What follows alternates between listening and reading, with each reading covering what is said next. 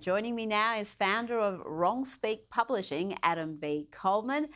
Adam, there was a great deal of scaremongering in this election campaign, a lot of misinformation. Trump was not only labelled a threat to democracy, but he was called a racist. And yet, 1 in 3 people of colour cast their vote for Donald Trump. That's according to exit polling published by NBC. As a man of colour yourself, did you feel pressure to stick with the Democrats? That's what's expected of those of us who are of colour, but people are making up their own minds.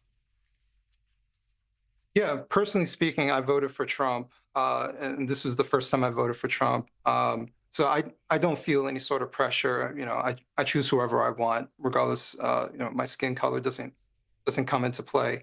But I think what was very unusual in this political campaign was how many people like me who were vocal about not caring about any of those narratives, not scared to say publicly that they support Trump, and not scared to criticize the Democratic Party, who are supposed to be the saviors of all colored people of America, and say, hey, why don't you give us a candidate that actually cares about the things that we care about?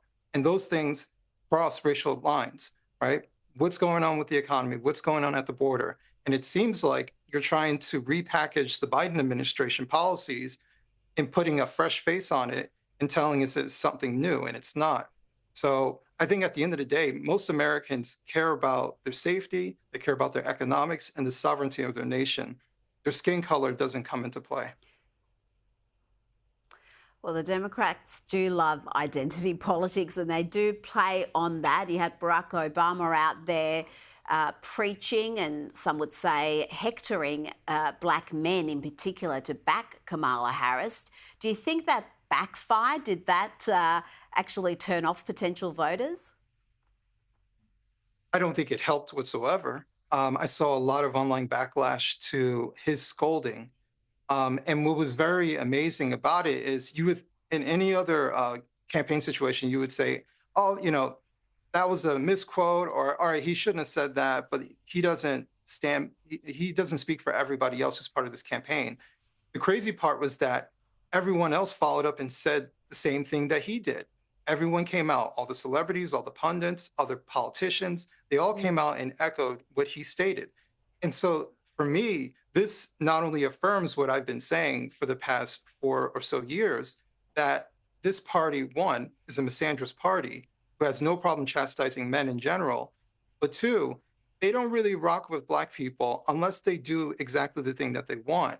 And they don't care to win over Black Americans. They've become entitled, right? So they're freaking out over a possibility of losing 5%.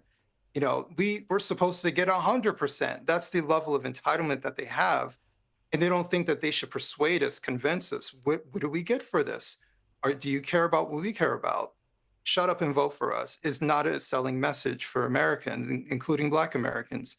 And so I think a lot of Black Americans are waking up, they're asking questions, and they're not afraid to say, you know what? Forget the Democrats. I'm taking a chance on Trump. Adam B. Coleman, thank you so much for your time this evening.